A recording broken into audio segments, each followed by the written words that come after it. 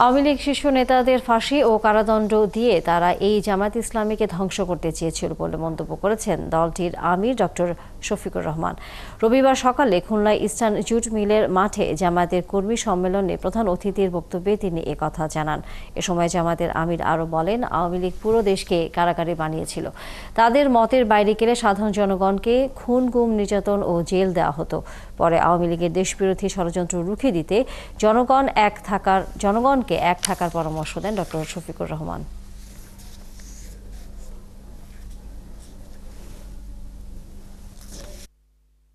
আমরা একটা মর্যাদাশীল বাংলাদেশ চাই, যে বাংলাদেশ বিদেশে সবাইকে বন্ধু হিসাবে দেখবে, কাউকেই প্রভু মেনে নেবে না,